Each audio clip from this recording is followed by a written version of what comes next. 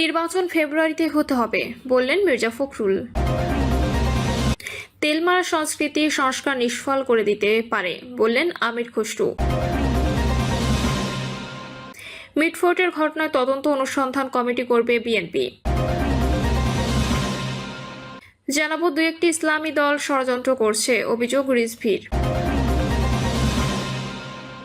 জানাবো সোহাগ হত্যাকাণ্ড, আসামি পক্ষে দাঁড়াবে না জাতীয়তাবাদী আইনজীবী ফোরাম। শুনছিলেন সংবাদ শিরোনাম, এবারে বিস্তারিত। মিটফোর্টের ঘটনায় তদন্ত ও অনুসন্ধান কমিটি করবে বিএনপি।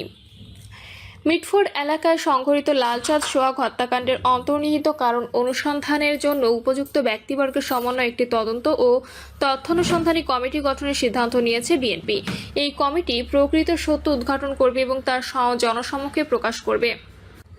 মির্জা ফখরুল বলেন, মিটফোর্ট হত্যাকাণ্ড নিয়ে যারা রাজনৈতিক পরিবেশ নষ্ট এবং জাতীয় নির্বাচনকে বাধাগ্রস্ত ও অনিশ্চিত করতে চান এবং প্রকারান্তরে ফ্যাসিবাদ উত্থানের পথ কারা সৃষ্টি করতে চান তাদেরকে চিহ্নিত করা ও প্রতিহত করার প্রত্যয় একই সঙ্গে উচ্চারণ করতে চাই। বিএনপির অবস্থান বরাবরের মতো স্পষ্ট, অপরাধের কোনো দলীয় পরিচয় থাকতে পারে না। ব্যক্তির অপরাধের মধ্যে দলের কোনো সম্পর্ক নেই। বিএনপি মহাসচিব বলেন, আমরা কুণ্ঠিত হই যখন লক্ষ্য করি বিকৃত রুচির এই বিকারগ্রস্ত গোষ্ঠী তাদের অশ্লীল কদর্য মানসিকতা ও কোমলমতি শিশু কিশোরদের কণ্ঠে প্রতিধ্বনি করিয়ে আমাদের আগামী প্রজন্মের মূল্যবোধ ধ্বংস করেছে শুধুমাত্র তাদের কুৎসিত ষড়যন্ত্র বাস্তবায়ন করতে। মির্জা ফখরুল বলেন, শত বাধা অতিক্রম করে জনগণ নির্বাচন ফেব্রুয়ারিতেই হতে হবে বললেন মির্জা ফখরুল। আগামী বছরের ফেব্রুয়ারির মধ্যে জাতীয় নির্বাচনের আয়োজন করতে হবে জানিয়ে বিএনপি মহাসচিব মির্জা ফখরুল ইসলাম আলমগীর বলেছেন, দেশে নির্বাচন বানচাল ও জনগণকে ভোটাধিকার থেকে বঞ্চিত করার ষড়যন্ত্র চলছে।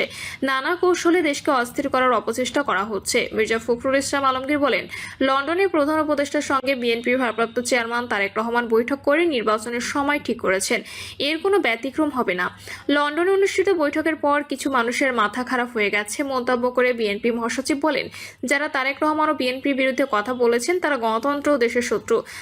তারেক রহমানকে নিয়ে অশালীন স্লোগানের বিষয়ে তিনি বলেন, ভাবা হচ্ছে তারেক রহমানকে নিয়ে কথা বললে বিএনপি ভয় পাবে ও সরে যাবে, কিন্তু বিএনপি ঘুরে দাঁড়াতে জানে। আমরা শহীদদের অনুপ্রেরণায় এগিয়ে যাচ্ছি, ফিনিক্স পাখির মতো নতুন করে জেগে উঠব। তিনি বলেন, বিএনপিকে উত্তেজিত করে একটি ফাঁদে ফেলতে চাচ্ছে তারা, কিন্তু আমরা সতর্ক। জনগণকে সঙ্গে নিয়ে আমরা ফ্যাসিবাদী শক্তিকে রুখে দিয়েছি, ভবিষ্যতেও প্রতিরোধ গড়ে তুলব।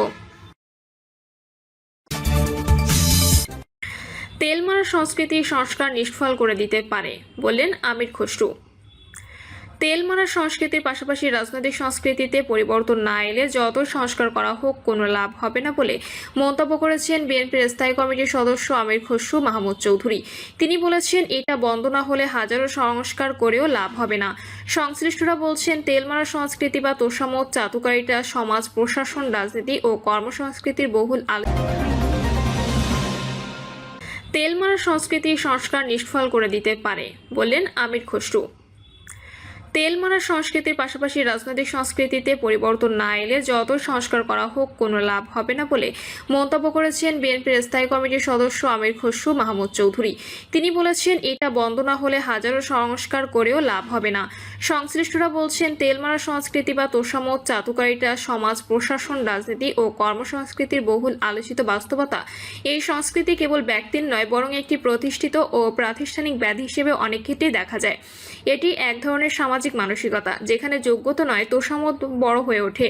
নির্বাচনে এখনো অনেক দেরি, অথচ অনুষ্ঠানে কয়েকজন বক্তা আমির খসরু মাহমুদ চৌধুরীকে ভবিষ্যৎ অর্থমন্ত্রী হিসেবে আখ্যায়িত করেন। আমির খসরু এই বিষয়ে কোনো প্রতিক্রিয়া দেখাননি। এই তেল মারার ভেতরে বিএনপি ক্ষমতায় আসতে পারলে দলটির দেওয়া প্রতিশ্রুতিগুলো বাস্তবায়ন সম্ভব কিনা সাংবাদিকের এমন প্রশ্নের জবাবে আমির খসরু মাহমুদ বলেন, তেল দেওয়াটা কালচারের বিষয়। যদি রাজনৈতিক সংস্কৃতির পরিবর্তন না হয় তাহলে বাংলাদেশে হাজারো সংস্কার করেও লাভ হবে না। রাজনৈতিক নিয়োগ থেকে শুরু করে তেল মারা সংস্কৃতি থেকে বের হতে না পারলে কোনো লাভ হবে না। তিনি বলেন, বিএনপি ক্ষমতায় এলে তারা দেশে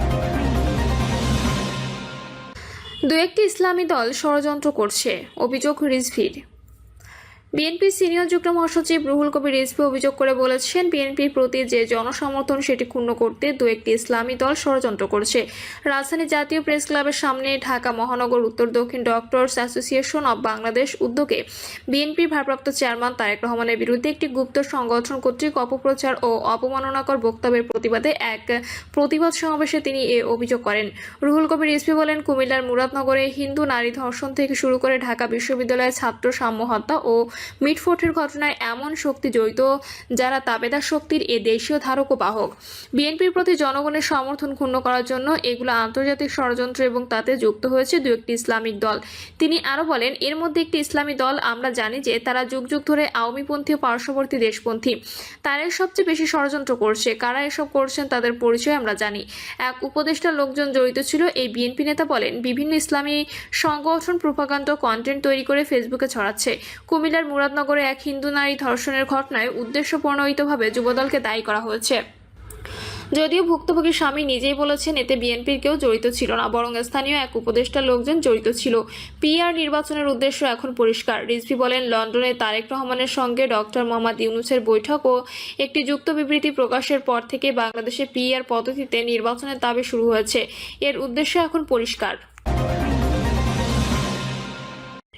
সোহাগ হত্যাকাণ্ড, আসামি পক্ষে দাঁড়াবে না জাতীয়তাবাদী আইনজীবী ফোরাম।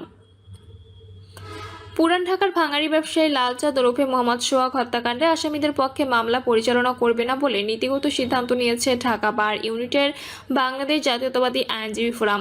ফোরামের সদস্য সচিব নিহার হোসেন ফারুকের সঞ্চালনায় সংবাদ সম্মেলনে সমিতির সভাপতি খোরশেদ মিয়া আলম, সাধারণ সম্পাদক সৈয়দ নজরুল ইসলাম, ঢাকা জেলা ও দায়রা জজ আদালতের পাবলিক প্রসিকিউটর ইকবাল হোসেন, আইনজীবী ফোরামের কেন্দ্রীয় নেতা আব্দুল খালেক মিলন, ইলতুৎমিশ এনি সহ আরও অনেকে উপস্থিত ছিলেন।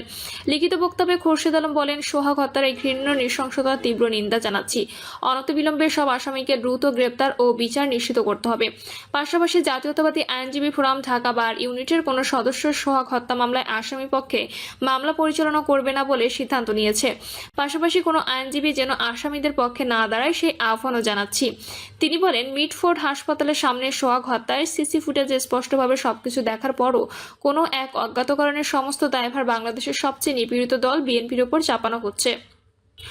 উদ্দেশ্য প্রণোদিত হয়ে ভারপ্রাপ্ত চেয়ারম্যান তারেক রহমানের নামে আপত্তিকর স্লোগান দেওয়া হচ্ছে। আমরা মনে করি ফ্যাসিবাদী শক্তির দোসর ও অদৃশ্য শক্তি অত্যন্ত সুপরিকল্পিতভাবে কোনো রকম তদন্ত অনুসন্ধান ছাড়াই চাঁদাবাজির মতো এক ঘৃণ্য অপবাদ আরোপ করে বিএনপিকে দোষারোপ করা হচ্ছে। এই আইনজীবী নেতা বলেন, 2007 থেকে 2024 সালের আগস্ট পর্যন্ত এদেশের সবচেয়ে নির্যাতিত, নিপীড়িত, অত্যাচারিত ও মজলুম দলটির নাম বিএনপি। পতিত ফ্যাসিবাদী শক্তি এই দলকে নিশ্চিহ্ন করতে এমন কোনো অত্যাচার ও নিপীড়ন নেই যা করেনি। এরপরেও শহীদ রাষ্ট্রপতি জিয়াউর রহমানের দেশপ্রেম, সততা, আদর্শে অনুপ্রাণিত লক্ষ কোটি নেতাকর্মী শত অত্যাচারের স্টিম রোলার সহ্য করে বিএনপির পতাকা তলে ঐক্যবদ্ধ ছিল, আছে এবং ভবিষ্যতে থাকবে। প্রিয় দর্শক, এই ছিল এখনকার সর্বশেষ সংবাদ আপডেট। সব সংবাদ পেতে চ্যানেলটি সাবস্ক্রাইব করে বেল আইকনটি ক্লিক করে রাখুন।